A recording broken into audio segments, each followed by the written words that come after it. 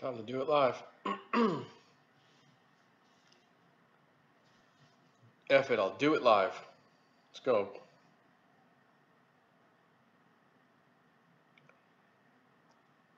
Hey guys, I want to be with winners. Do it live, baby. The Whitedove Report is out. It's on the kryptosclass.com website. But I figured there's probably a few things we could, go over that are some people might find interesting. Yes, Theta has a wallet. You have to get it on your phone, Android or iPhone. They have the wallet app. It'll say Theta Labs is the creator of it. And that's where you want to send your Theta tokens to. And when you send them over there, of course, you got to set up a seed. They'll give you a seed phrase and put up a PIN code, all that stuff. That's how the mainnet swap will go for you, so that you'll get the new Theta coins. But they have, like, the gas token called Theta Fuel. You will get 5 Theta Fuel for every 1 Theta coin that you have. So if you had 10,000 Theta coins, you're going to get 50,000 Theta Fuel. So John came up in the house? Mike? Yep. Yep, Mike got it. He said he liked the report. Yep, I did too. I thought it was pretty interesting. And I'm gonna go ahead and put gonna give a little shout out for my site there. That's the site. We got it over there. But let's I'll get into it in a minute. But people come in a little later. What did I miss? So we'll go. I gotta start sometime. Once the video's done uploading, people can always go back and watch it, right? So if they're missing something, it happens every time I'm talking for 30 minutes and someone comes in, I'm about to quit. Give me a recap.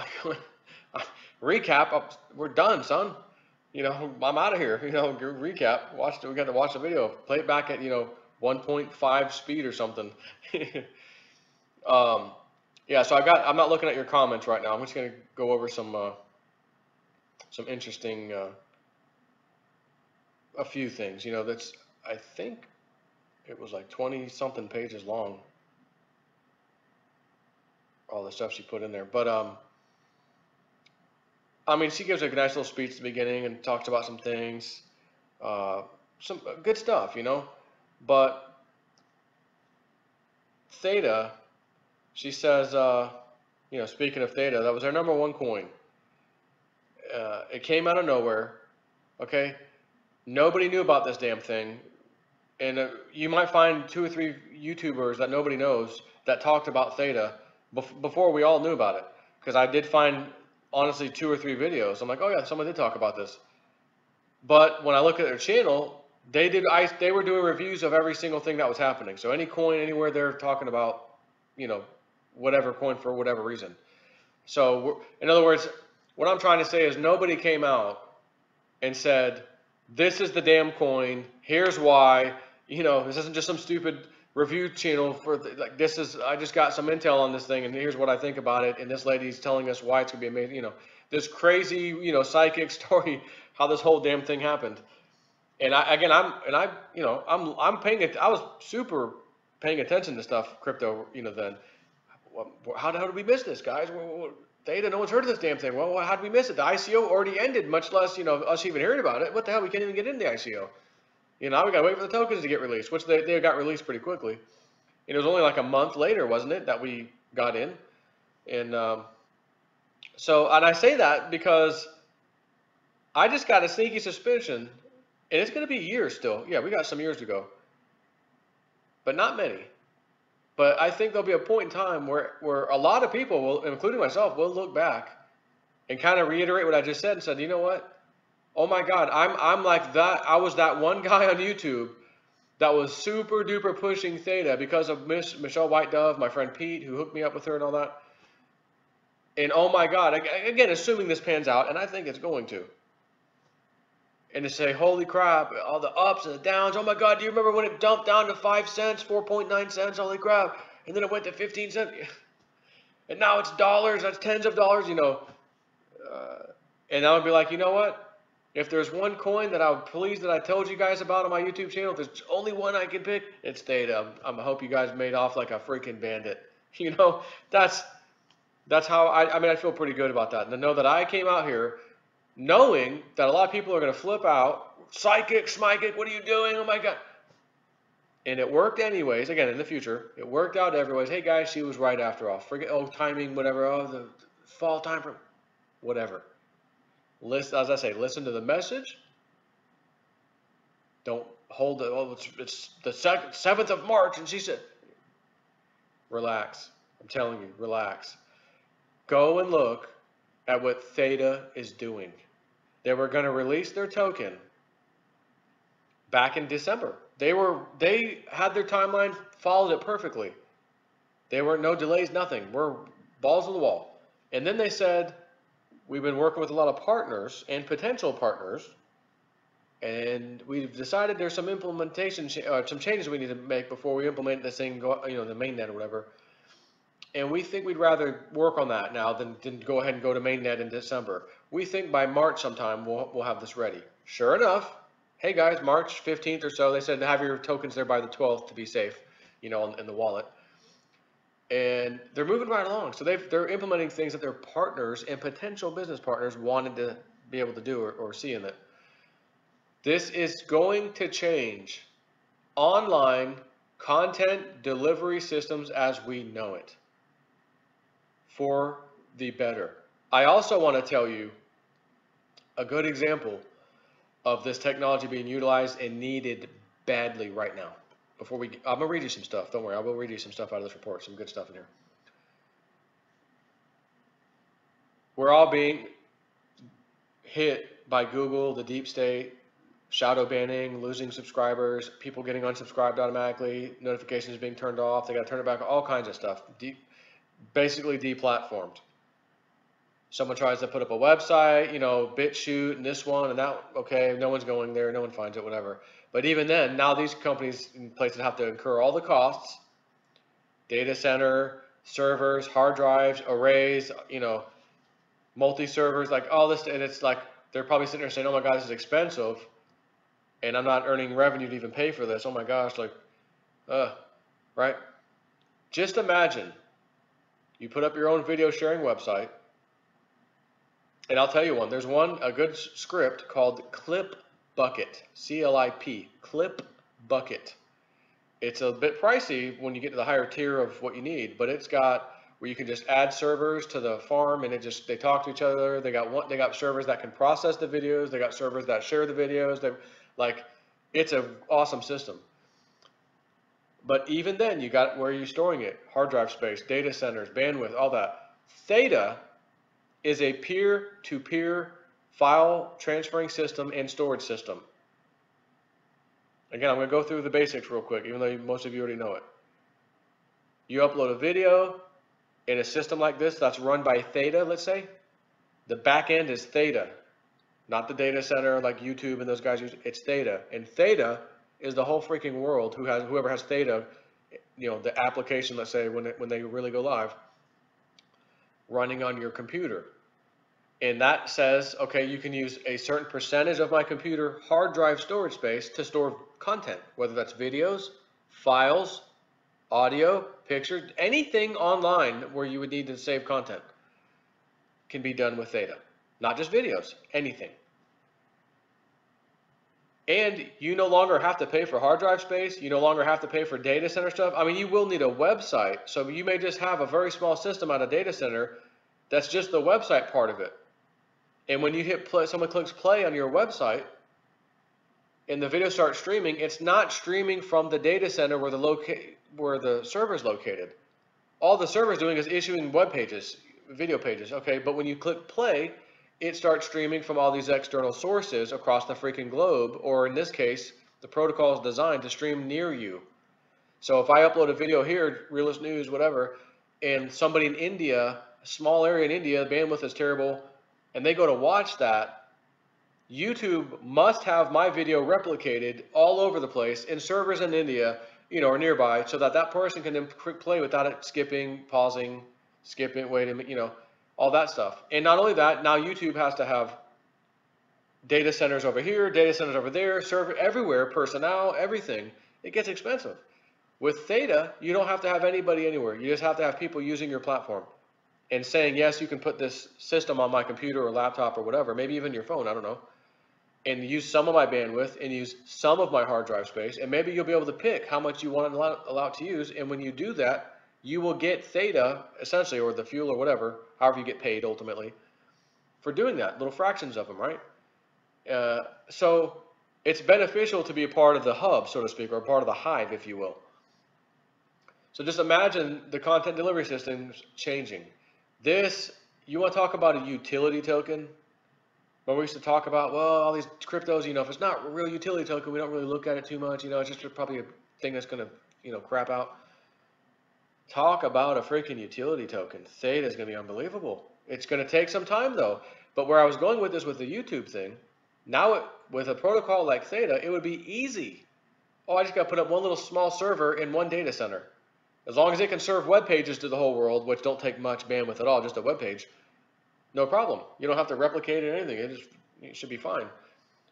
Now you're paying a tiny, tiny, tiny little monthly fee just for the server to be there, while the hardcore work is being done on the Theta network. The protocol's handling, all right? It's streaming. Local people in your area will get pieces of those videos. When you go to press play, you're actually streaming directly from them. That's where the content's actually coming from. A piece from that person, a tiny bit of bandwidth from user 1, user 2, user 3, user 4, user 5, user 10, user 20, are all feeding you a little sliver of pieces of the video so that you stream them all into one, essentially, that re-encodes the video, whatever you want to call it, so you can watch it. And that's just one example. Again, you can do that with documents. I mean, the Theta protocol, like, let's use, Dropbox. Hey, send me a 2 gigabyte file on Dropbox. Okay, I got to have a Dropbox account. I got to pay a monthly fee for that, right? But if Dropbox could do it to where their fees at the data center, the personnel, the bandwidth are very, very minor, extremely minor, then they can lower their prices big time. Or other competing people like you or whoever could come up and say, oh, I can do that. Next thing you know, you're using the Theta network. I mean, it just works. And what if there's a point in time where Theta says, you know what, in order to use our system as a company, we need to, we're going to have to charge you a small fee, a monthly fee or whatever. And it doesn't have to be a huge fee like it would if it was a data center, because again, it's using everybody's system. So now that company is paying Theta directly, and it may have to be done through Theta tokens. Therefore, if you're holding Theta tokens, it might be beneficial. Now, I'm not saying I know that Theta is going to do that. I'm giving you a what if. So let's get into some report stuff, okay? And I will post the link. Before I get started, little sales pitch link. Here you go. That's where the new report can be found. So, Theta. She talks about it here.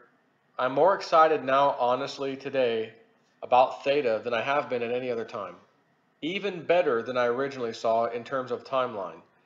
They have made more partnerships and progressed quicker than expected. And I see many more.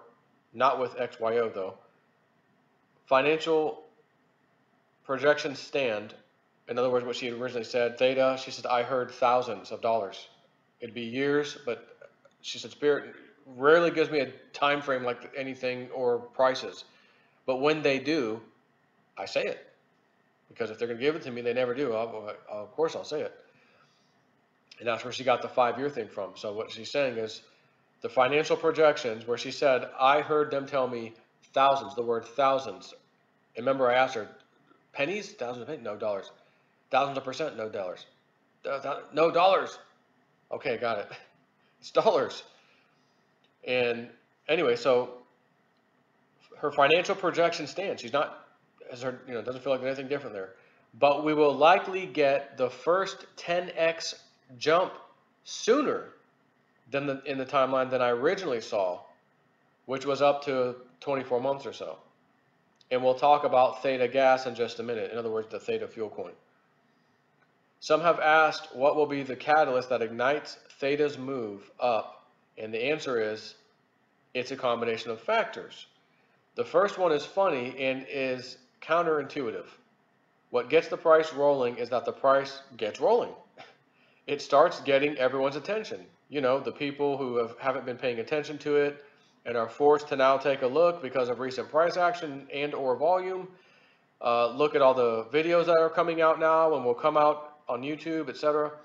Those folks will never credit Joe at Realist News for breaking the story with us or acknowledge that a total outsider in the crypto world shared it first, meaning her. But that doesn't matter. As long as you get ahead, that's all I'm concerned with, she says. Spirit said this was made by the people for the people. The more they learn, the more interested they will become. Eventually, it'll be hard for any serious investor to ignore. The more price goes up, the more FOMO kicks in. Also, the Theta leadership team and all their contacts are a key component to their success. They are connected to the right people in the right complementary industries. You know, Samsung VR, for goodness sakes. And they know how to get things done. There's a lot going on with Theta, but I temper your excitement. There will always be challenges and price dips and scares. It'll all work out in the long run, though. Since we have some people who didn't get to see first and second reports, let's do a refresher and look at what Spirit shared in February of 2018 on Theta. So this is the first thing she gave me. First time when I met her, we had a little chat. I went down and saw her in Fort Lauderdale. I gave her some Nano Ledger wallets to get her stuff safe and showed her how to do all that stuff. And, you know, but she's like, yeah, I'll come on your show and, you know, we'll talk about it. And, you know, then we start talking about, well, can you do a whole crypto report? Said, yeah, you know, well, let's try it, you know, with Pete. And anyways, this was the first thing she ever did, crypto-wise, report-wise, that kind of thing. Quote, Theta is the one. It is my #1 pick of all cryptos. Spirit recently showed me 2-year point in the dollars. And at the 3-year point, those that held that long are going to say, wow, should we sell it now? Let's not get greedy.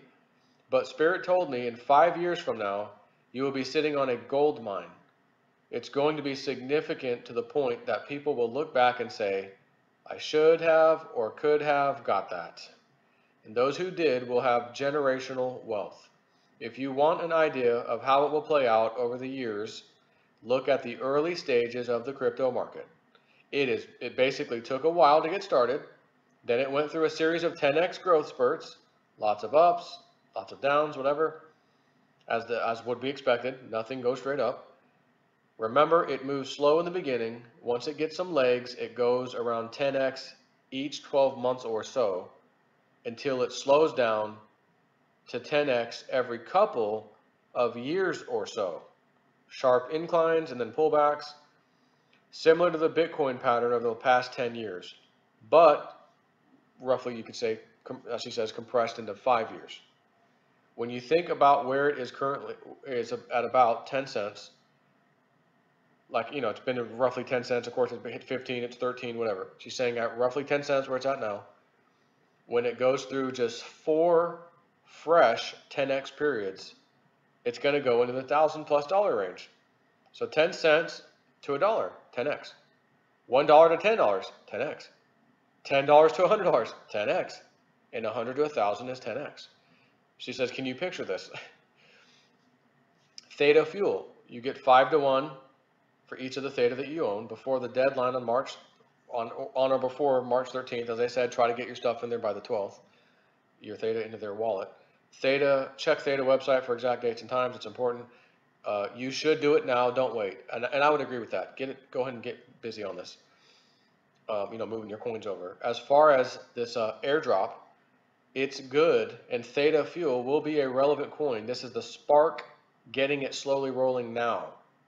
Yes, it is viable. Yes, it will have value, and it will be used. I don't get a price. What I get is, quote, yes, relevant and important, has value. Will add to help get Theta where it needs to go, end quote. The concept is loosely similar to NEO, which has the gas token, for it. Not saying in price, as we all know, NEO is around $9. And I also love NEO with gas at about $2.40. It will go up in price, absolutely. Talking about the Theta Fuel. I don't even fully understand it like you do, but I can see that it will have its influence and it will impact theta in a positive way. It will definitely be worth money. Price projections have never been my thing. The only time I'll say a price is if I hear spirit screaming a number to me or I see a number. When that happens, I'm not going to hold back. I'll give you the number. Let me sneak this in for those who are paying attention. For theta, in the next year, it's going to move fast, fast, fast. And it's a win all the way around. So what she feels is in the next year, this thing finally starts getting some legs and moving. Going on mainnet's a plus because now we've got theta fuel. Theta fuel is going to help theta go. And I just had a thought as I was reading that too, just kind of came into my head. And that is, what if theta, and again, you kind of saw a little bit of this with when they were doing their little trials, you know, hey, go watch this guy, this gaming streamer, you know, doing his thing, and you know, win theta, whatever. What if, like, all right, we know about Redcoin, right? It's a tipping coin. You go to YouTube, Twitter, oh, I like that guy's content. Oh, he's got that, let me tip him. And you can tip some Redcoin, right? That's not even really up to par yet. They're working on that. But that's where that's going. What if theta becomes like the shit for the online gaming streaming thing, which is going out of control these days? Let's just talk about an industry that's just unbelievable. And all of a sudden, people who are watching their favorite gamers are flicking, like they do now with money, flicking little donations. They're flicking theta fuel or theta coins or whatever, or both or whatever, at their favorite guys, or they're posting stuff back to each other. Like the guys say, oh yeah, you like that guy's comment, that was cool, I'm gonna give you some theta. Like, just because. You could see this forming on a very small scale. So again, is it things like that that are also going to propel theta for people to say, oh, I got to have some of those, and they're cheap now, so let me get a bunch of them, and the price starts rising, and you know, again, FOMO's kicking in, new news is coming out, unbelievable partnership, you know, like this was a little hard to see in the very beginning, but I did see enough in the beginning where I talked a little bit about this stuff, and like it's now becoming a reality, and they still got a long way to go. So yeah, I think in the next whatever 5 years, as she said, ultimately this thing could do a 10x and then another 10x. I mean, goodness, if it goes to $1, I don't think that's hard at all. That's a 10x roughly. She talks about Tether. Let's go talk about Tether next. As revealed in the Whitedove Report 1 and 2, Spirit has warned us. Psychically, I can see they still feel a lot of pressure to cover their tracks. Their days are numbered. Authorities are just taking their time and building up a case against them. The stay away warning still applies. There are other stablecoins now, so there's no reason for people to mess with Tether as the risk reward is way out of whack. You don't want to get caught holding that bag. I'm going to kind of skip around because again I can't just read you this whole thing. I'm gonna give some Populous. We'll go with Populous. I can see they're still chugging along. I still feel good about it. It's like no one's talking about it and it's getting overlooked. None of the big guys are looking at it, and this is what they do for a living. The pros are missing it and overlooking it, just like theta. And another one, I'm going to keep that one quiet. Keep an eye on Populous. It's very good, but it is slow. In other words, like, don't expect this thing to rally out of control all of a sudden. But, it's slow. So I'm not hedging my bets, but I have to share that there's a decent chance for some nice pops within a year on Populous.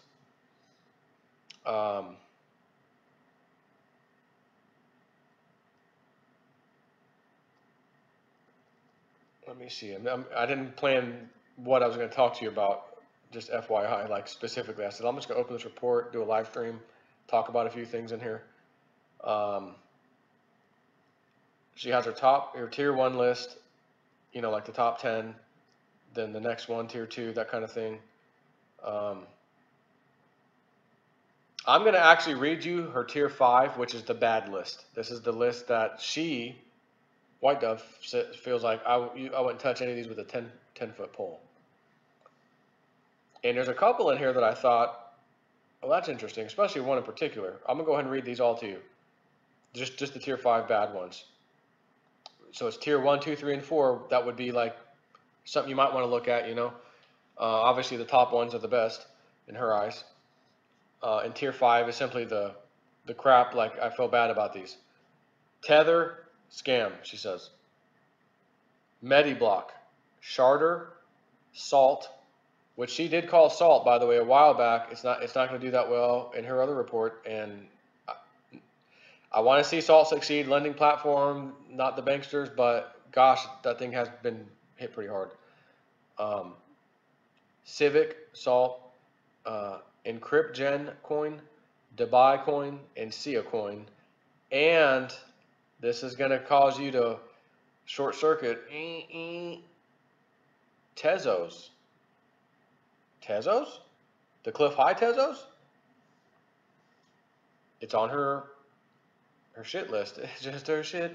Her shit is on my list because your shit. I can't resist.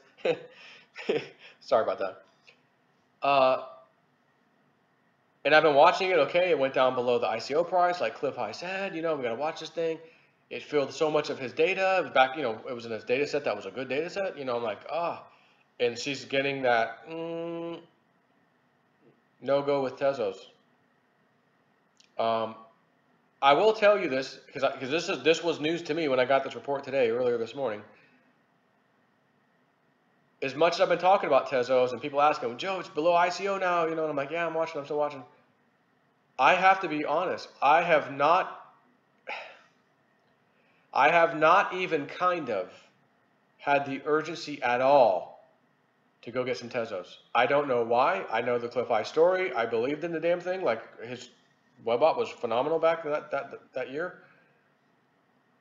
And I just have not had the feeling at all that I should go and get some Tezos. Oh, it's below ICO. That's the prime time, And I'm just like, I don't want it.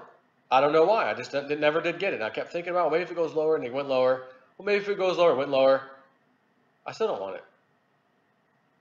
It was weird. And I'm sitting here wondering, like, well, maybe I will want it. Let me just watch it for a little while longer, And I don't know why. But I'll tell you the same thing. Even though she's telling us about Populous, she said be patient with Populous. It'll get there. Once I made my move on Populous at like 38 cents or something, sold out between $4 and $5. Again, thought I murdered it. Oh, I killed it. No, went to $70. Ooh. Still did good, but I never, ever since then, I'd made my move and that was it. And I was like, for whatever reason, have no urgency, again, same story, to get back into Populous. And I don't know why it is. It's made some decent little gains here and there, like, moves with the market. And I believe it'll be a decent coin, like she's saying, But I will tell you with Populous, she says you got to be patient on that one. It's not going to be a quick one. But she does like it. I won't tell you which tier it is, but it's a decent tier. So she has a section, Battle of the Coins. If you had to pick one, this coin versus that coin versus this coin. And I'll tell you what they are before I give you the answer. I only want to talk about one answer though. JP Morgan coin versus Ripple. Litecoin versus Digibyte. Bitcoin Cash versus Bitcoin SV. OMG versus Pillar. Bitcoin Cash versus Digibyte. Populous versus OMG. OMG versus Redcoin. Ethereum versus EOS. Litecoin versus Digibyte. Bitcoin Cash versus Litecoin. I'm only going to cover one. JP Morgan coin versus Ripple. She says Ripple wins. First time for everything. The banks always win. Nope. First time for everything. Ripple may have this in the bag. I would love to see that, actually. Freaking JP Morgan, you criminal. I'm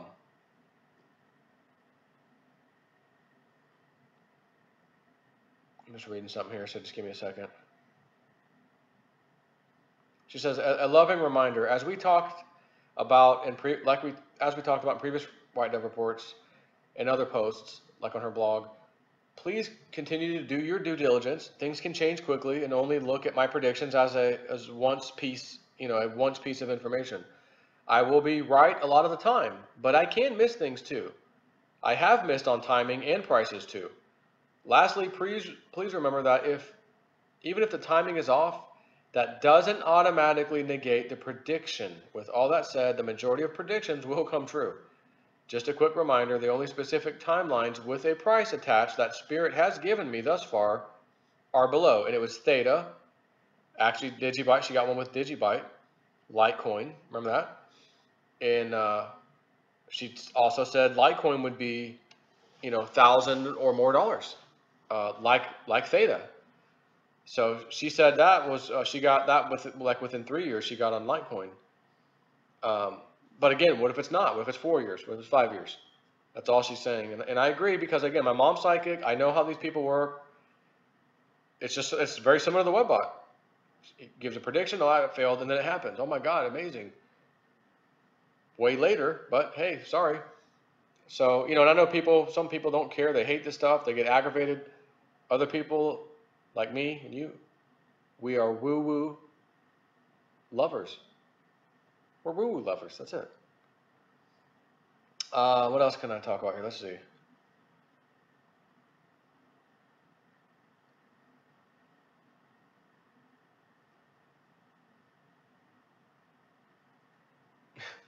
She has a section under there's some new coins in here. Holo, ABBC coin, Bitcoin SV, JP Morgan coin, Grin, it's I guess the privacy coin, Icon, HDAC, HDAC. All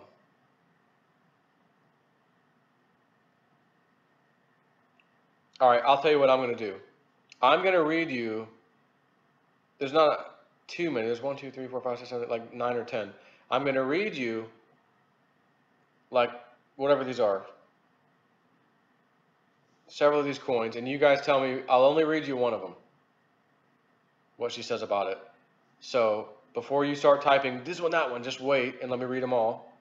And then I'll try to gauge if I freaking even can with all the people typing the one that won the most, the one I see written the most, and then I'll read that section. But I'm not reading all of them, I'll just read one. So just wait till I'm done. Holo coin, HOLO, ABBC coin, Bitcoin SV, JP Morgan coin, Grin, Icon, which is ICX, HDAC, HDAC, IOST, Bitcoin Hex, Bitcoin Black, XYO, and Carat Gold coin. So I'll now open this to see what you guys would like to know the most. Of those, Litecoin was not in the mix.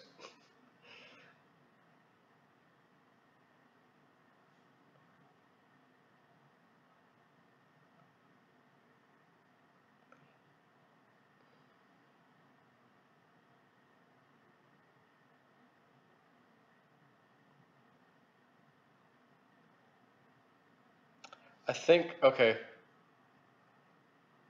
Holo's is winning, so I'm going to go with, it was the first one. Holo, or Hot, H-O-T. She says, I think it'll be a good one. No, it will be a good one. Not in the very good category, but good. In slow category for sure. So it's not going to be a fast, moving thing.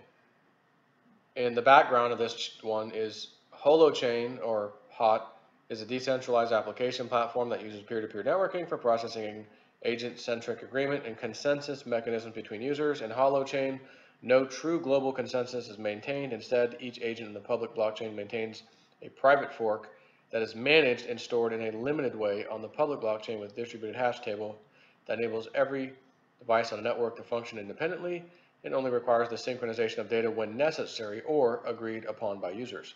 This could translate into higher scalability for dApps hosted on Holochain. The Holo ecosystem relies on hosts that provide processing and storage for distributed applications while earning redeemable credits. Holochain dApps can be developed with JavaScript or Lisp with support for front-end systems using CSS, HTML, and JavaScript. So again, she says, I think it will be a good one. No, it will be a good one. Not in the very good category, but good. And it'll be slow in the slow category also, like, because there's the subcategory. There's the good, as in how price-wise ultimately, and then how long is it going to take to get there. So slow, not looking like it's going to happen anytime soon. However, it looks like it's a good project.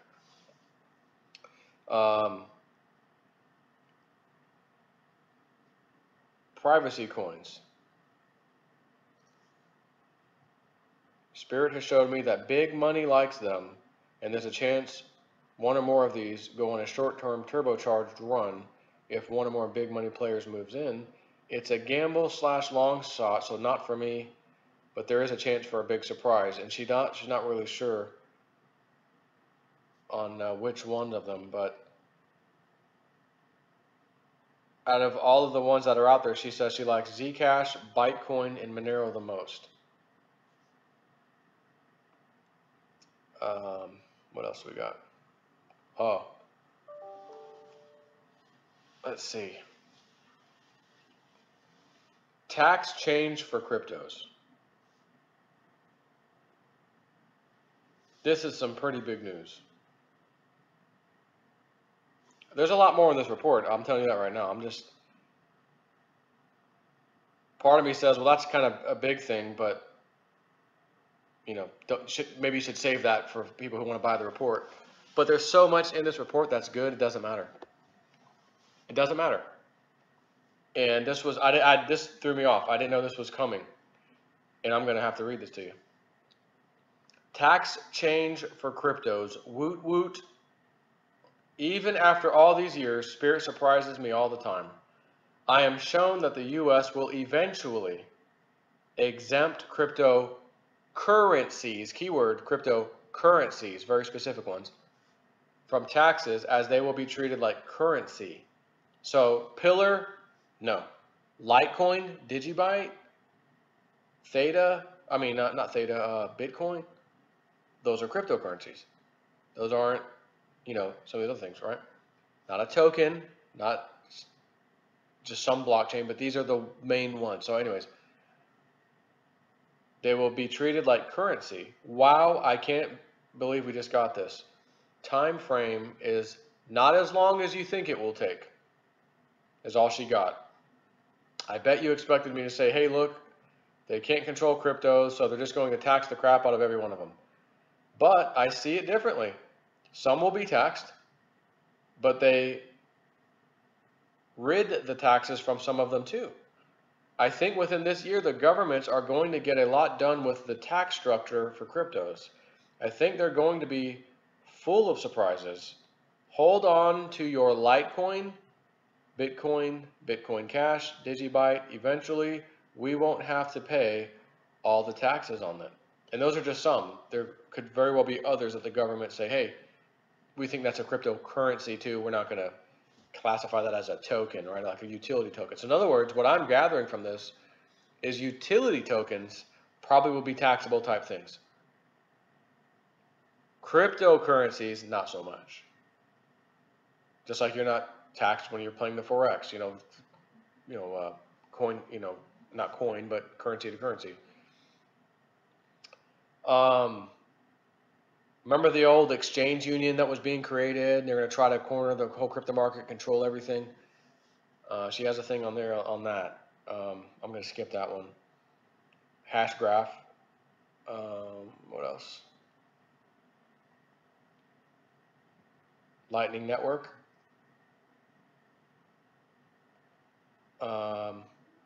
Lightning Network will be a great success, she says. Overall, not just specifically for any coins. She doesn't mention any coins, just the Lightning Network in and of itself. She has some sections here about non-crypto related stuff. 2019, this will be the year of scandals and shockers. Quick look surprise. I got a Q update coming tomorrow, a large one, and it ties right in with that sentence, that's for sure. Precious metals, got something on that. 2020 elections, interesting thoughts on that. Now, she did make a prediction originally before Trump got in office that she didn't see him getting in. So, and she commented later about it. Yeah, it's what I saw and it didn't happen. So it does show you nobody's 100% perfect, and she does know, yeah, I got that wrong. Sorry about your luck, kind of a thing. But there's many things, newsworthy stuff that she has nailed. Actually, quite a few things. Housing and interest rates, gold-backed U.S. dollar, yes or no, that kind of thing. Now this isn't. I got to read this one because this just. I'm going to read two, and then I'm stopping. I'm not going to keep going. There's more to this. These are the final two things I'm going to get. There's a lot in this report, but again, I'm handpicking some things that just, when I read it, I'm like, well, if I was listening right now, I'd probably want to know that. You know what I mean? Like, I'm trying to find some good stuff that I know some of my subscribers would really like to hear, rather than some other little thing over here that some people would definitely like to hear, but maybe not everybody, So there's two things, and they're actually kind of just about back to back here. Ghost cities. For years, China has been building ghost cities. Did China decide to do things differently and just build cities in locations even when there was no logical reason? No. I shuddered with goosebumps when Spirit told me that these ghost cities were built for classified reasons. They were built as internment camps for their enemies. Look at each city, and it has a perimeter which can easily be sealed for prisoner confinement. So she says, if you can find the information, first of all, I'll say that.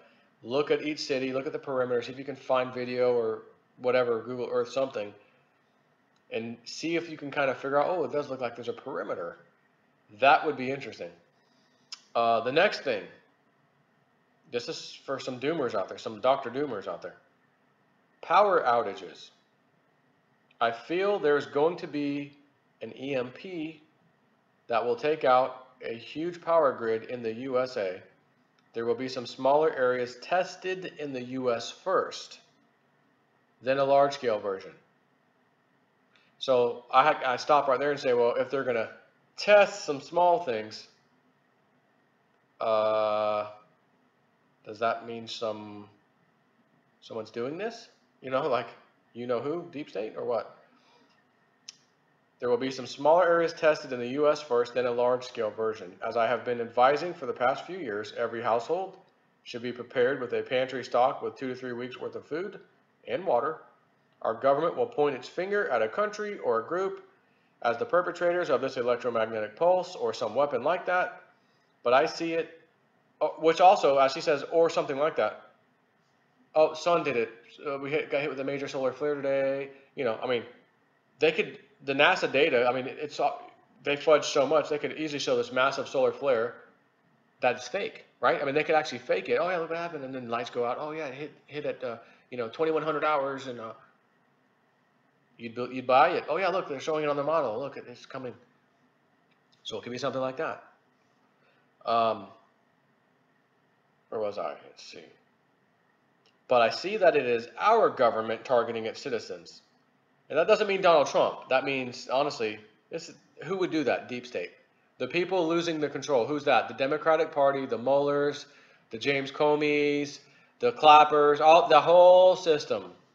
What a great way to stop a bunch of stuff from them getting in trouble. Make the grid go down. In my opinion, she's not saying that. So let me just read what she's reading and stop interjecting. Have your pantry stocked. Okay, with the pantry stocked with 2 to 3 weeks of food and water. Our government will point its finger at a country or a group as the perpetrators of this electromagnetic pulse or some weapon like that, but I see that it is our government targeting its citizens to control us, another false flag. So I'd ask you to have your pantry stocked with non-perishables.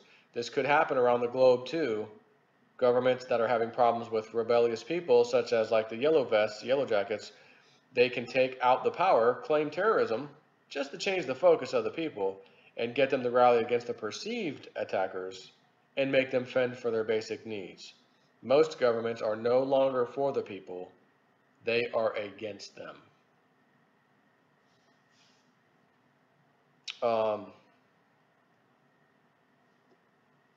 But I mean, I know I said two things. I don't think there's anything else I need to talk about. Um,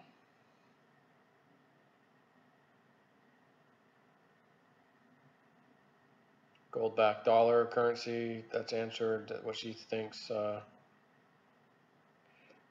Total system failure. She thinks is coming in a number of years from now.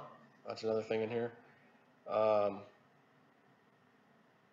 commodities market, former FBI, CIA people. What else? Deep state demise. Hillary Obama's Democratic Party, Trump and family. Recession. Venezuela, solar flares, Alaska. I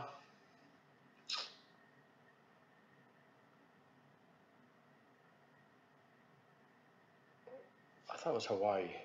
Hang on.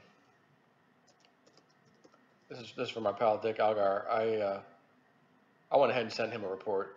Um, he's given me things for free, and you know what I mean. Like he's done things for me. That's amazing. So I sent him a report. Hawaii. There's 4 results up.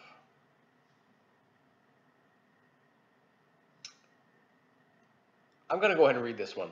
I'm sorry. I'm gonna add one more. Hawaii. You can argue that it's the most beautiful state, but oh, it saddens me to say this. First, I see volcanoes erupting in other places too. Yellowstone, but I think we covered that. And she does cover Yellowstone. And she says it's going to go off. Not what you think devastating, but it's going to go off. We covered that. I see more volcanoes erupting in Hawaii, the Ring of Fire, which she called in advance, and all that stuff happened that she talked about there too, by the way, you know, in the previous reports and some other areas. I see them getting hit by tsunamis or tidal waves. So Hawaii / Ring of Fire.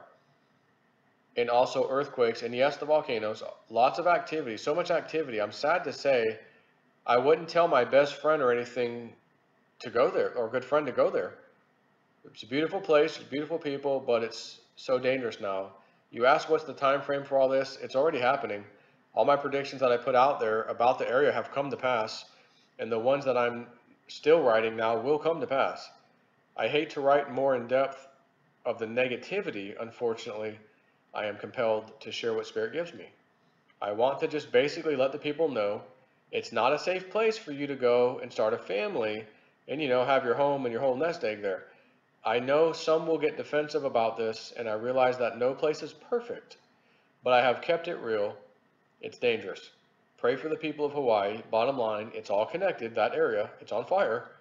Volcanoes are like tree root systems. They're connected, all connected and intertwined. Those veins of lava run from one volcano to another. This is sad and intense because I share this I see, I hear, I feel, I smell, I taste. So that's where I'm going to stop. I throw a little extra one there.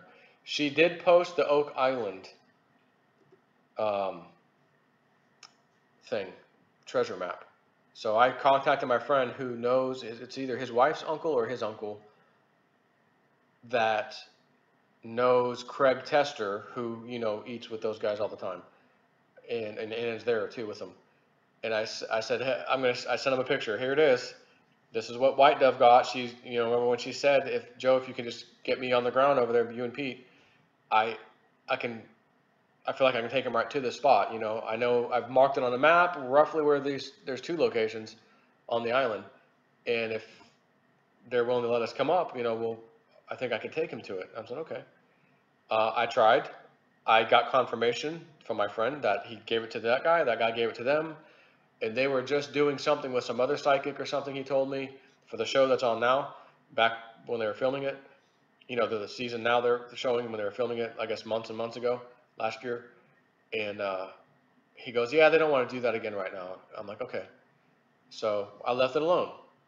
Now, not too long ago, she was talking to Pete, and out of nowhere, she goes, oh, by the way, you know, you reached out to the Oak Island. He reached out to the crew members of the video, you know, people, the crew, and I reached out through my contact, so we actually both got confirmation that they got it. So she goes, Pete, I know you reached out and they weren't ready for it yet. I'm feeling like at some point they're going to be. So just keep that in mind. You may want to reach out in the future again. Like don't just say you did it one time and that was it. I feel like they're going to be open to it again in the future. Well, that was a few months ago, maybe 2 months, 2 or 3 months. So now the report's out. She's like, you know what? I feel like I just need to I'm just going to post it. I'm going to post. I mean, it's not an exact spot. It's just like, here's one spot, here's another spot. So I sent it through text to my friend. Hey, give this to your guy that knows Greg Tester, and just say, hey, this is what we got from my friend, whatever, and see what happens. Wouldn't it be funny if right now they're all of a sudden interested and they want to call it, they end up calling us back, you know what, can you guys come up? You know what, we can come up. Wouldn't that be amazing? Like it's happening now because I sent them the picture because she was like, all right, go with it. I'm just going to put the picture out in the report. Again, it's not an exact GPS coordinate. It's like a pen marked X in one spot and in another spot. She feels there's 2 places where there's some goodies. So, what's that? Snip a basketball 1,000 mile per hour and make water stick to the surface. Spin a basketball. Oh yeah, I thought you said snip. Spin a basketball 1,000 miles per hour and make water stick to its surface. I know the whole Earth thing. I've been looking a little bit lately. I'm not jumping on flat Earth. I can tell you that much. And by the way, White Dove is not a subscriber of flat Earth at all. In its current explanation, I feel kind of the same way. But I do know you get one object over here and you go way past 25 miles, which is supposed to be when you see the curvature, and this thing's supposed to go and hide, and you can see way past 25 miles, like a lot.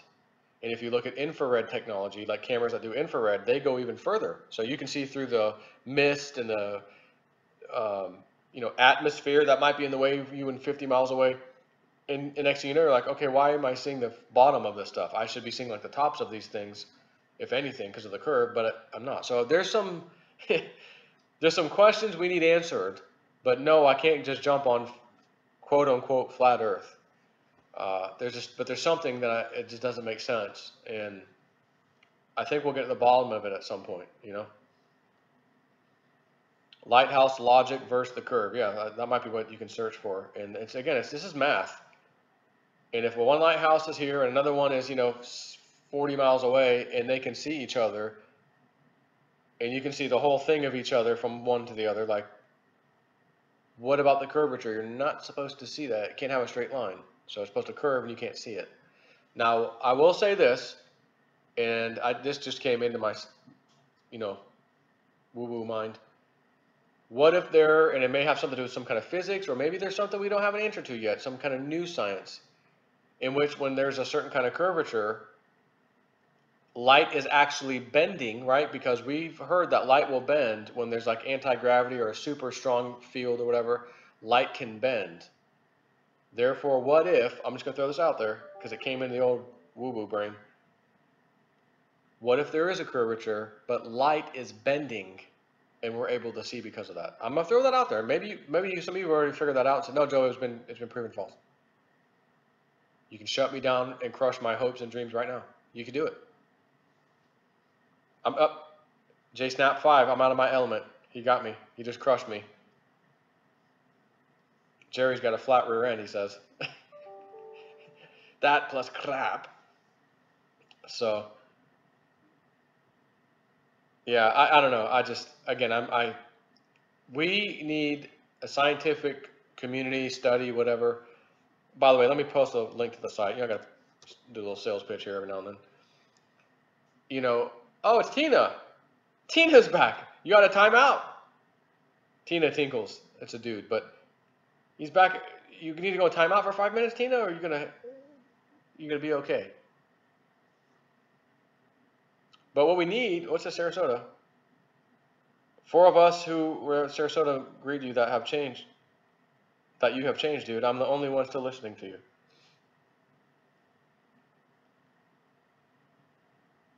TJ. Oh. Why do you think that is, TJ? Of course, I didn't have my Patreon back then, so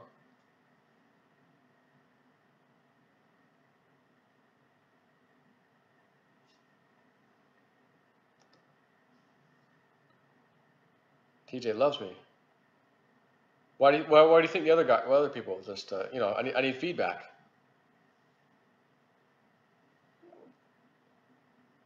Of course, I got YouTube, pounding all of us out, losing subscribers and everything else. Could be Patreon, yeah. But I mean, look, I've been trying for a long time to, quit working for the man. And I thought, man, if I could get 300 patrons, it wouldn't be as much as I made at work, but it'd be close that I could, help with the YouTube revenue plus that. Okay, yeah. And of course, now YouTube's revenue has been completely smashed, and they're attacking all of us. SGT's down like a third of what he was at. Like, it's crazy. And me too. I'm getting hit hard. So, okay, well, now I need to rely a little more on Patreon than I would have thought had I left my job. But I still haven't left my job. I just went down to part-time a bit. But a lot more people than 300 showed up. And I'm like, oh, wow, that was surprising. So, okay, I'm way ahead of where I need to be on Patreon. So that was a little boost, for me, and a little confidence booster that, okay, I can do that. But you got to understand, if you got people paying you every month for a little piece of information or something, I mean, if I'm just going to tell it all for free on YouTube, what incentive does anyone have to stick around over there? I mean, believe it or not, there's quite a few people who just went over there to support me. We don't even care about the crypto stuff. We don't care about nothing. We appreciate you, man. I've been following you for years. I'm like, oh, wow. I didn't really expect that, a lot of that. So that was, a little tug on the old heart. But plenty of them, you go to Patreon, you want some content that only you're getting, or whatever. So I have to have this balance of like, okay, well, Patreon can get, so I get that some people who've been following me for many times who didn't go to Patreon, we used to talk about everything for free on YouTube, and now there's only some stuff. But anything that's like super important, I'm pretty much gonna come on here and tell you guys about anyway. So, anyways, Saul's drinking with Bob. He is dead. Is he like dead? No, not dead. Right? You're kidding about dead. Because drinking with Bob, I thought he just quit YouTube.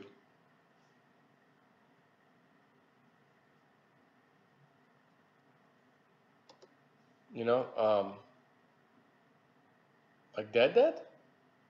I love that guy. Me and my wife used to love watching him. What's next? What's next? What's next? You want to know what's next? I'll tell you what's next. Hillary Clinton. And he was like, I don't think he was putting a show on. Like, this guy was red in the face, screaming, and he had like this little, like he was in his basement or something. He has like a little brick wall behind him. He's like, I'll tell you what's next. And he'd end it like that. I mean, he'd just be totally amped up. Love that guy, man. Show us drone pics. You want to see something amazing? I'm going to show you something amazing. Stand by. Let me find it real fast.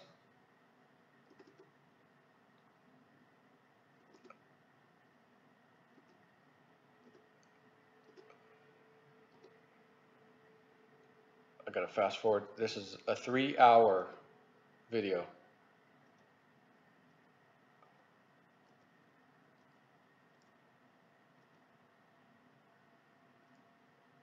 Hold on. And then when you fast forward, it's like massive because it's 3 hours. So you move it a little bit, it moves a lot. We were exploring this spot.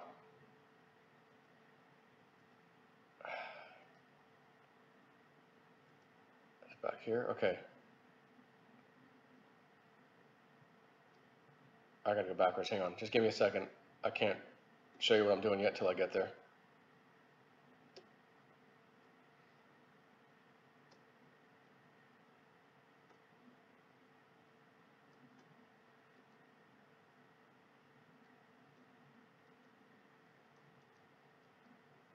All right, here we go.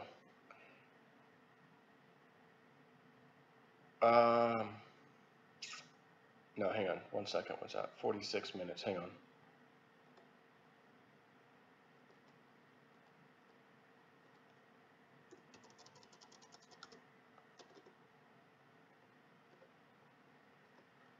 Give me 1 second.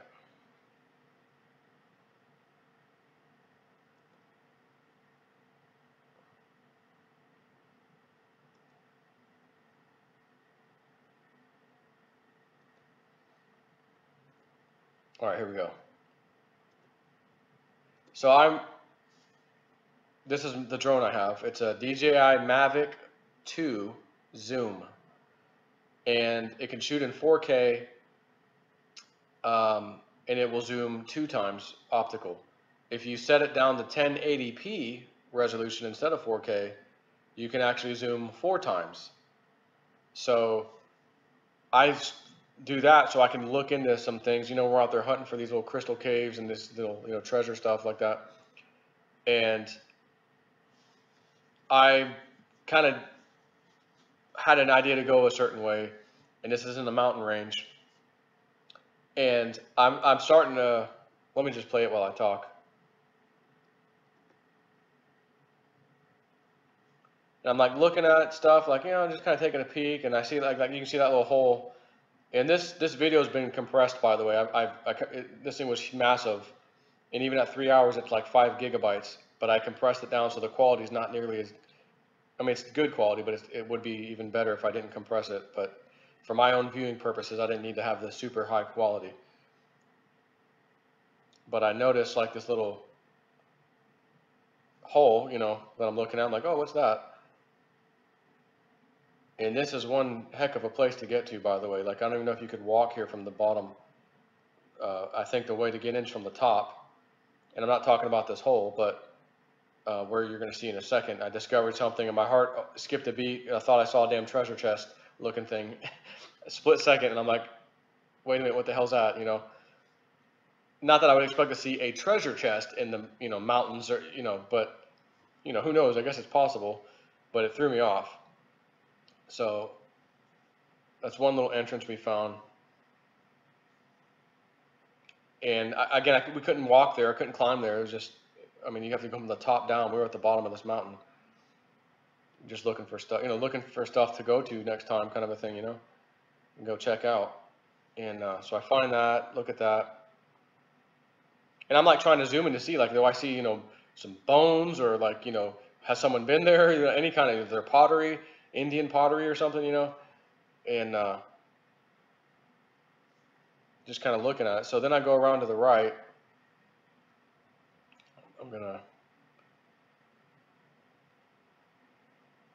Well, I do in a minute. Let's see. I don't remember how close I got to this, to actually look inside.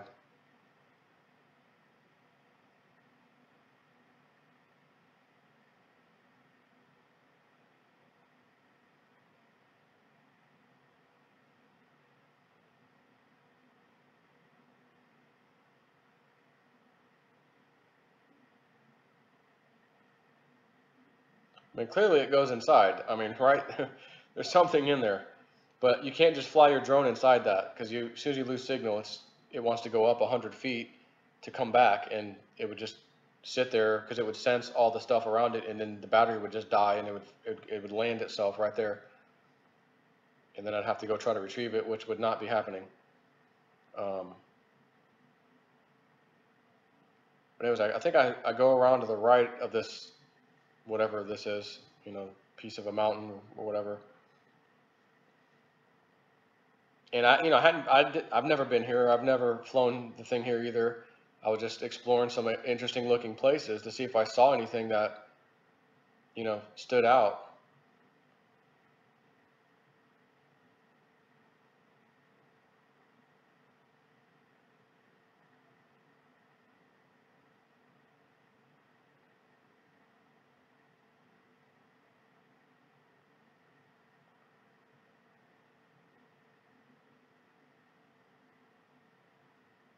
And I'll show you the little treasure chest thing's coming up in a minute. There's another video I'm going to show you after this. It's on the same video, because this is 3 hours of all the compilation of the videos. But it is an unbelievable looking cave. It may blow your mind. It was amazing for me to see.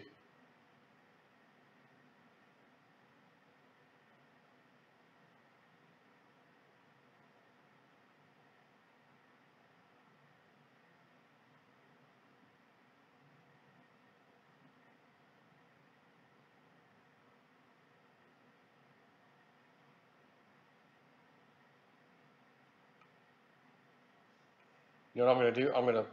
I'm going to do playback speed faster. and I can just pause it. Where's it at?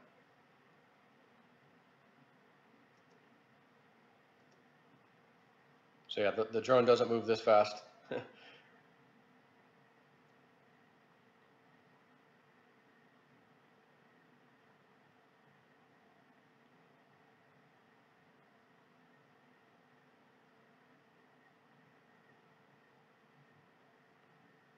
And I see that little, well, you'll see in a minute. Okay, up here is where there's like climbing rope. And I see it in a minute, like I fly over there. But in other words, whoever got here came down. They didn't come up. So just to give you an idea of how much difficulty it was for them to get down here, that's the way they came in.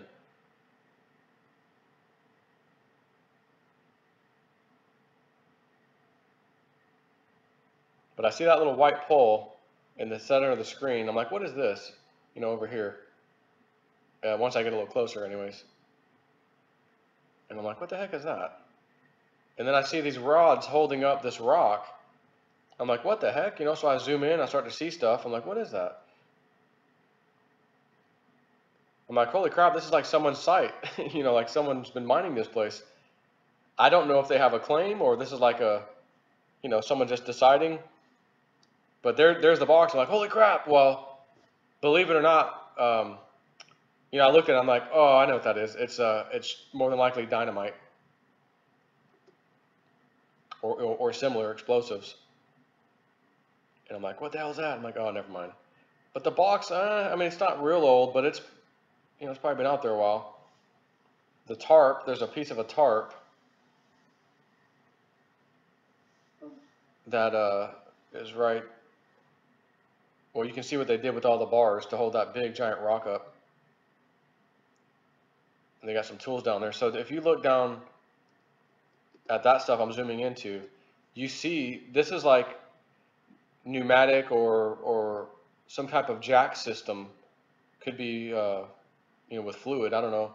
And this used to be a tarp that probably covered all this at one point, and it's been here for so long that the tarp is destroyed now by Mother Earth, you know, nature, sun, whatever.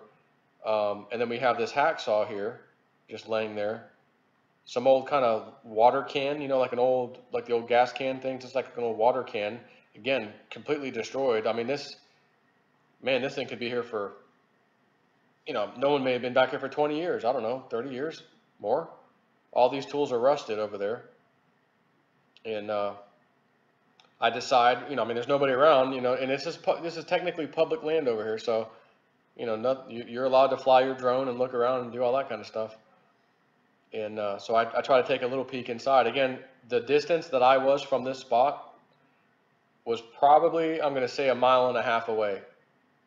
And I know that I have to maintain line of sight to the drone or else it'll, you know, lose signal. And typically you'll start getting skippy video and bad video streaming back. So that's my sign, like, hey, you're getting close, like, you know, get back into range.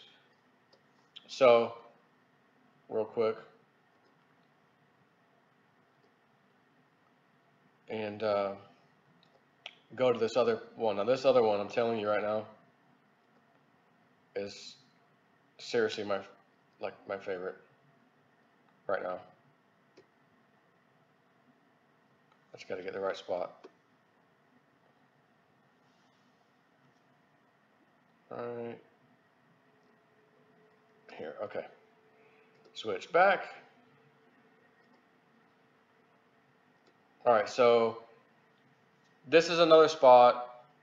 I'll just leave it at that. It's public. If you want to go climb this place, like anybody knew where this was and want to go climb, there's nothing against you. You're allowed to climb. You're allowed to explore. You could hunt. Again, it's you know, government, BLM kind of thing, you know, land owned. This is just a spot we wanted to fly the drone, and it's very difficult to get to. I would wish anybody the best of luck getting there one way or the other.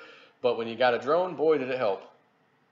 And a friend of mine who is the one that gave me, you know, the coordinates and stuff to go out there, which he went with us, and then he had to work, so we went back to go to the spot, and I thought, let's go check this out. Let's just take the drone down further than we could safely go down without killing ourselves, and let's just see if there's anything interesting down there. And I find the pig-faced cave, okay?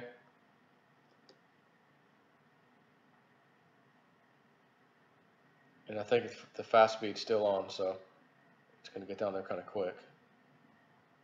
Now look at the snout. You'll see the snout right there. Hold on.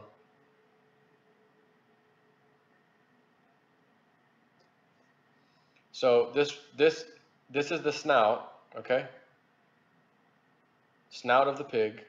This would be his left eyeball since he's looking at us, and where you can't see yet, which you will in a minute, is his right eyeball over here. So it's got a snout, it's got a left eye, it's got a right eye, it's got pointy ears. There's one here, you can't really see it real good right now. It also has one on the other side, exactly like it. Did Mother Earth make that, or did somebody else make that a long, long, long, long time ago?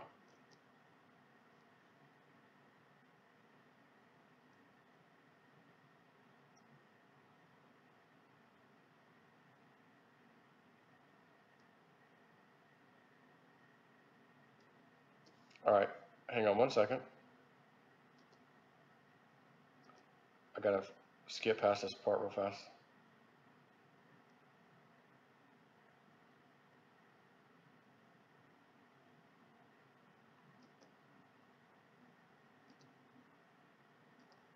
All right.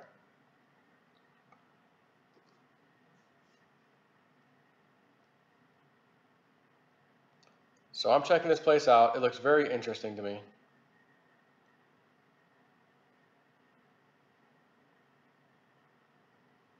It's a freaking pig face. I mean, it's a pig face. And each eyeball is like a cave entrance. So I zoom in to see if I can, see anything of interest. And then I see this piece of wood, which is a tree. And just so you know, size-wise, if I was standing there, this would be taller than me. It's very old looking. It has no roots. The limbs have been cut. So in other words, I'm looking at this like somebody a long time ago may have put this there to climb themselves up here, which means they wanted to get into the right eyeball for some reason. So I'm looking at this and I decide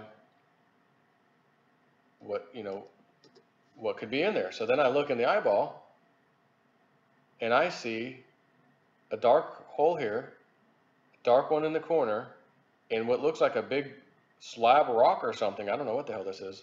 It's hard to tell. And I thought, wow, is this covering an entrance to something? I don't know. But it was very interesting, to say the least.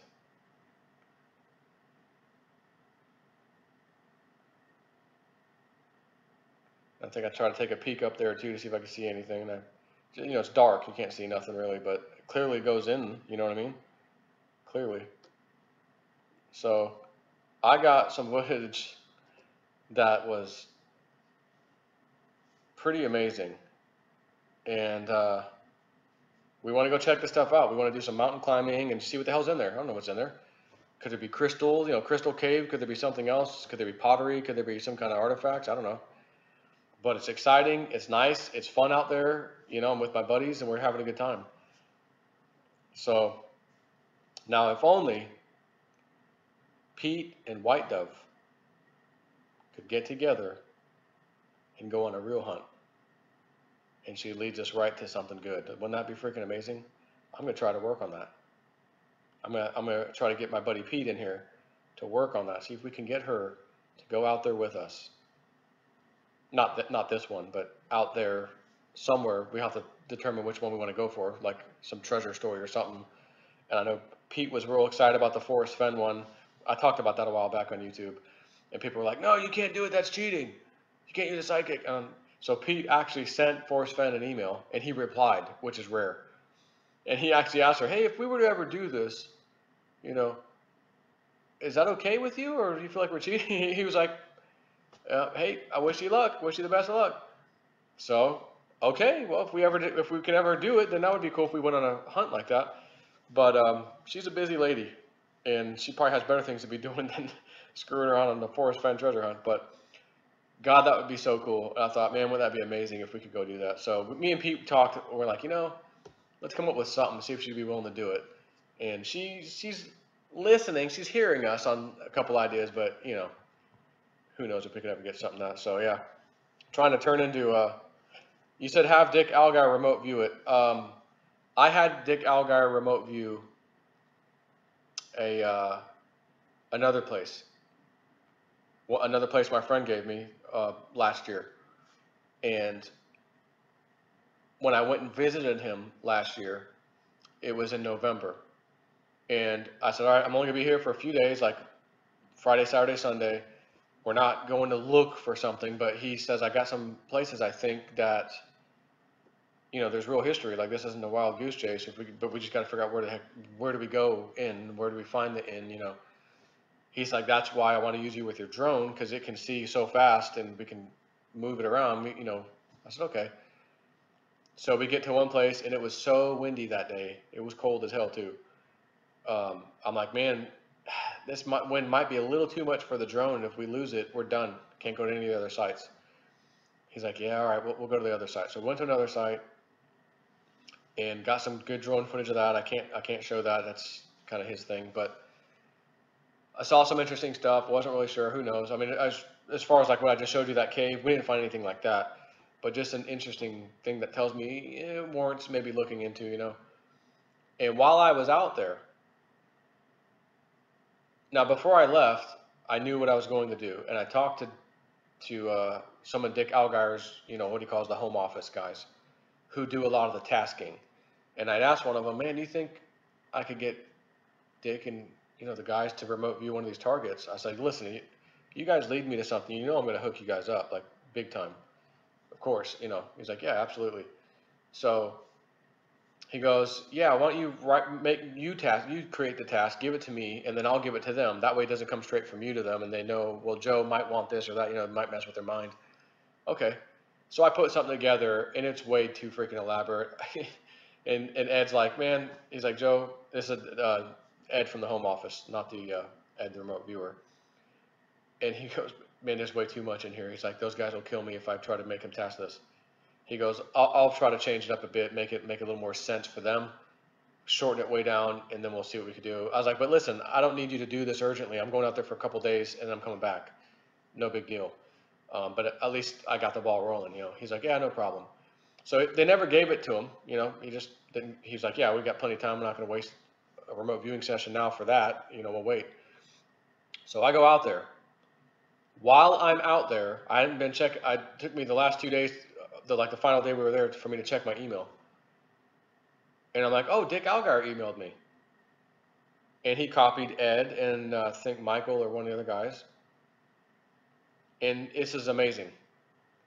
He goes, okay, I know somebody wants me to remote view a target, but they haven't given it to me yet. And I was in a freeform S5 session the other day, and I got something pretty interesting and pretty disturbing. And I'm like, well, okay, I'm reading, I'm like, listening. He starts to describe something that was hidden in these mountains. Well, part of the mountain range you just saw, but it's a mountain range. It goes for miles and miles and miles and miles. So it's the same mountain range, a whole different area. And not to mention, my buddy has some private property in a huge ranch that have like a real nice hot spot where we're trying to work. But anyways, he starts describing what's in there, the Indians that were enslaved and killed on the spot after they put it there, and there's an Indian spirit that is upset about this. You know, when he was alive, he cursed the stuff, you know, because of all the people that died over this, and he didn't want anyone coming back ever again, you know, messing with it and this and that. But the first thing he says to me, he goes, all right, so here's what I get when I go into my session. I instantly see Snippy in the desert area. He goes, it kind of looks like Roswell, New Mexico area or something. It's like that kind of deserty area. And I'm thinking, you know, this area would fit that kind of description. Okay. It wasn't Roswell, I'll tell you that much. And he goes, I see Snippy, and my first thought comes to mind is he needs to put on his sunscreen. And I see him with a hat. It's a sun hat. It's got a floppy brim. It's tan in color. It's got the cord that goes under your neck. That is the hat that I brought with me. I don't wear that hat. I don't show that hat. Why would I wear it inside doing videos, right? Like, that's my go-to hat when I'm outside in the sun, by the way. I brought it and I had it. He described me. He described a body of water nearby. That was true. He started drawing some of the mountain stuff, and I'm trying to figure out where exactly is that. I'm not 100% sure yet. And went on to tell the tale of what basically had happened, and there should be something good in that mountain, artifact-wise, or artifacts-wise, that would be interesting to get, but we don't know where the hell to go in and get it. I mean, it's a freaking mountain range. So at some point, we're going to work back with him to see if we can, pinpoint that down, different drone footage. Hey, does it look like this area, you think? Does it look like that kind of thing, see if we can kind of narrow that down. But I could not believe he wasn't even tasked and started drawing everything the way he drew it and described things. And I'm leaving some things out of this video, but amazing. So I'll tell you this too. The last time we were out there, which was January, this is a whole different spot, just doing more exploring basically. I gave them a target again. I said, well, we're going to be out here for a little while longer this time. I got my buddies with me. Let me send him like a picture of this area and just see if he gets anything, one of these areas we were just checking out, which wasn't anything I showed you today here. And he starts drawing the main road and then a dirt road that leads off to other dirt roads that lead off to the mountain road that go up the mountain. And he's drawing this phenomenally well and accurate. And I didn't send him a picture of the road or the dirt roads. I sent him a picture of one little area we were at once we were at the mountain. And you got to drive for miles, by the way, on the main road, and then a few miles on the crappy road, dirt road, to get to the mountain, and then up that, he's drawing our way in, and then he sends me these two pictures. And he's like, I feel like there's a cavern entrance over here on an extremely steep, like V-shaped ravine, and it's like blocked by rocks, but it's a natural cavern. But he didn't say that there was something inside there, but I thought, well, that'd be worth checking out, right? And so he draws like the mountainside. I'm like, okay, we need to go back here, and I'm just going to take footage inside the Polaris, driving down the roads to see if you can feel if this is the right thing he was seeing. And then when we get to a spot, we'll stop here, and I'll just send my drone up and just kind of cover this whole side of this like little mountain area and just film the whole thing, nothing in real particular, and see if anything hits him like, oh, right there, that's the spot, that's what I saw. And sure enough, both things he nailed. The two pictures he sent me, which are drawings, I sent him the video back and said, here's us in the vehicle, the Polaris, for 15 minutes or whatever, and then here's us, not us, but the drone flying, because he drew both. One was like a top view of a mountain area, and then the other one was like would have been on the ground, So he's like, oh, found it. He sends it back to me, and he took screenshots of the video that I sent him, and he puts the video of us in the Polaris, which we're just shooting the film out the front window, and then his picture with the mountain, this mountain top higher than this one, and that, and I mean, he drew it right down. I mean, unbelievable. And then I'm like, okay, well, what about the drone one? That's like the good one, that's where there could be something buried, or not buried, but the entrance, to something, who knows what. And he goes up right there. He goes, remember I said there's sparsely, very few trees, very like flat area over here. Yep. Real sharp thing. Yep. He goes, it's somewhere in there. Okay. So I went and rewatched my drone footage because I kind of fly into that area, but I don't really zoom in on anything, because again, I'm trying to just get the whole area. It's treacherous. It's steep. It's scary. It's another site that we want to go check out at some point. So it's like we're out there looking at all these things. We're trying to figure out what's the best thing to go, look for caves. And I mean, you can go into some of these caves. You find the right kind of crystals and things like that, just that kind of stuff. And boy, those things go for some pretty serious money if you can get some decent ones. We found that one little, I called the emerald cave we found. It wasn't emeralds. It was some kind of green fluorite, something or another, fluorite. And in fact, I got a chunk of it right here. And this isn't a pretty one either. It's like this light green fluorite. There's the bottom side of it. And brought a little piece home with me, but anyways, that's about it. I can talk more about that. I can talk for hours about that kind of stuff. It's fun. It's exciting going to explore, but we're gonna make another trip back there at some point. So that's about it. Guess I'll talk to you guys later.